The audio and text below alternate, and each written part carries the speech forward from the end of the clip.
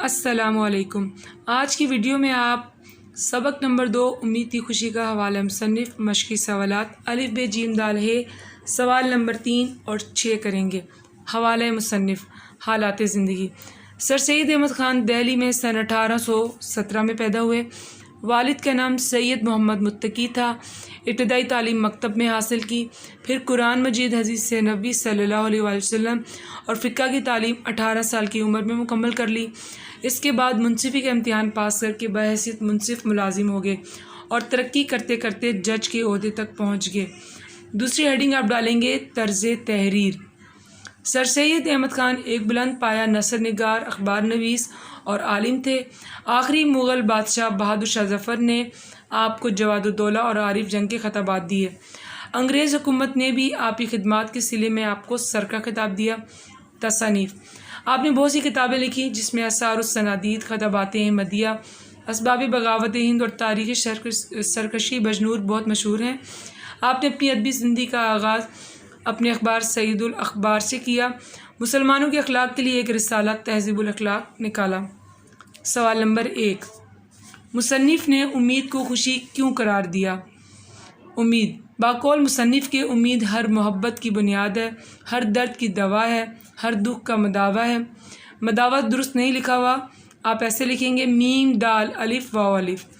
امید کے ہی شاداب اور سرسبز باغ سے ہر ایک محبت کا پھل ملتا ہے، اسی سے ہر رنج میں آسودگی ہے۔ عقل کے درمیان جنگلوں میں بھٹکتے بھٹکتے تھکا ہوا مسافر اسی کے گھنے باغ کے سرسبز درخت کے سائے کو ڈھونڈتا ہے۔ تمام فکریں دور ہوتی ہیں اور دور دراز زمانے کی خیالی خوشیاں سب موجود ہوتی ہیں۔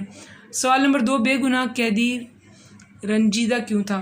رنجیدہ: قید خانے کی مصیبت، اس کی تنہائی، اس کا گہرا اندھیرا، اس پر اپنی بے گناہی کا خیال اس کو نہایت ہی رنجیدہ رکھتا ہے۔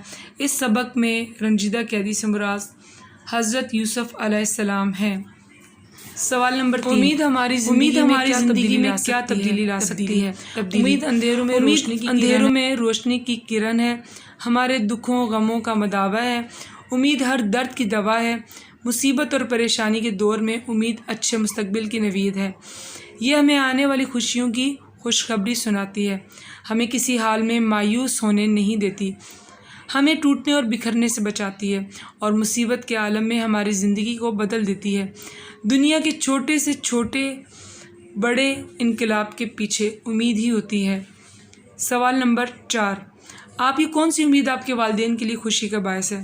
خوشی کا باعث: والدین ہم سے بہت سی اچھی امیدیں وابستہ کرتے ہیں۔ ہم اچھی تعلیم و تربیت حاصل کر کے ان کا سہارا بنیں، ملک و قوم کی خدمت کریں، ایک اچھے شہری بنیں، دوسروں کے کام آئیں اور والدین کا نام روشن کریں، بڑھاپے میں ان کا سہارا بنیں، ان کا خیال رکھیں۔ یہی وہ امیدیں ہیں جو ہمارے والدین کے لیے خوشی کا باعث ہیں۔ سوال نمبر 5 ہے، ماں بچے کو کیا لوری دیتی ہے؟ یہ جواب آپ خود لکھیں گے کتاب سے اچھی طرح پڑھ کر، کیونکہ یہ آپ کو ایز اٹ از لکھنا ہے جیسے اس میں بیان کیا گیا ہے، بس پڑھ کر تھوڑا اپنے الفاظ میں لکھیے گا۔ سوال نمبر 3، درج ذیل الفاظ و تراکیب کے جملے بنائیں۔ محنت کا پھل، آتش محبت۔ آتش محبت کا مطلب ہے شدید محبت۔ درد کی دوا، خوش الحان، اس کا مطلب ہے اچھی آواز۔ بے ریا خیال، وہ خیال جو دکھاوے سے پاک ہو۔ کٹھن گھڑی، مشکل وقت۔ سوال نمبر 6، درج ذیل جملوں میں سے اسم، فعل اور حرف کی نشاندہی کیجیے۔ اسلم نے چائے پی، حامد کتاب پڑھ رہا ہے، وہ کراچی میں رہتی ہے۔ اسلم، حامد، کتاب، کراچی اسم ہے، پی، پڑھ اور رہتی فعل ہیں، جبکہ میں، نے اور ہے یہ حرف ہیں۔